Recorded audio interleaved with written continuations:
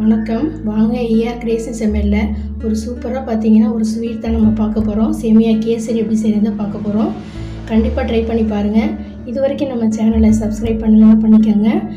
ஒரு லைக் போட்டு தொடர்ந்து நம்ம வீடியோ பாருங்கள். வாங்க சேமியா கேசரி எப்படி செய்யறது வீடியோக்குள்ளே போய் பார்க்கலாம். தண்ணி பார்த்தீங்கன்னா நல்லா கொதி வந்துருச்சு. இப்போ இதில் ஃபுட் கலராக கேசரி ஃபுட் கலர் சேர்த்துக்கலாம். ஒரு 1/4 ஸ்பூன் அளவுக்கு சேர்த்துக்கலாம்.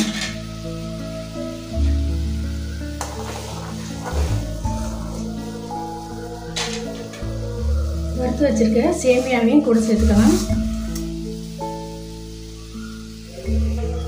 இப்போ சேமியா பார்த்தீங்கன்னா நல்லா வெந்து வரணும்.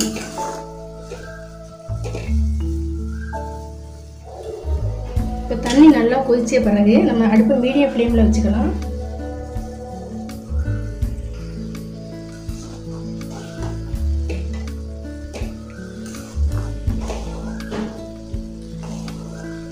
நல்லா சேமியா வெந்த பிறகு தான் நம்ம வந்து சர்க்கரை சேர்க்கணும். சேமியா வேகாமல் நம்ம சர்க்கரை சேர்க்கக்கூடாது.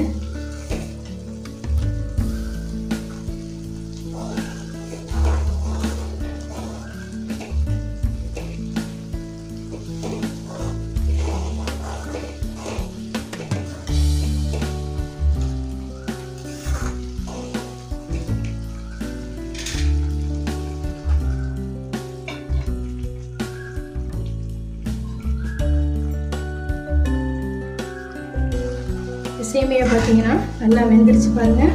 இப்போ தண்ணியும் பார்த்தீங்கன்னா நல்லா ட்ரை ஆயிடுச்சு. இப்போ நம்ம சர்க்கரை சேர்த்துக்கலாம். நம்ம சேமியா எடுத்த அதே கப்பில் பார்த்தீங்கன்னா 1/2 கப்புக்கு கொஞ்சம் குறைவாக நான் சர்க்கரை சேர்த்துக்கிறேன்.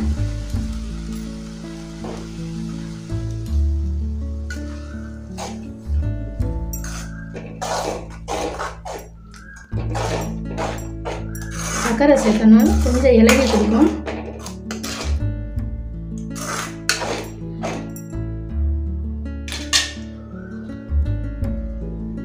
கூடவே 2 ஏலக்காயை தட்டி சேர்த்துக்கலாம்.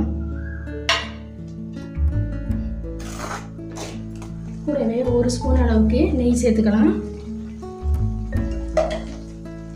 இந்த நெய்க்கு பதிலாக நீங்கள் ரீஃபைண்ட் ஆயிலும் நெய்யும் சமமாக சேர்த்துக்கூட நீங்கள் இந்த கேசரி செய்யலாம்.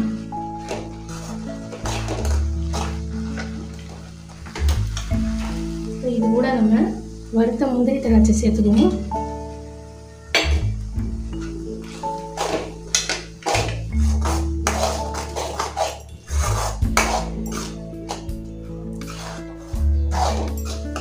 அவ்வளோதாங்க, அடுப்பு ஆஃப் பண்ணிடலாம். ஒரு சூப்பரான சேமியா கேசரி ரெடி ஆயிடுச்சு.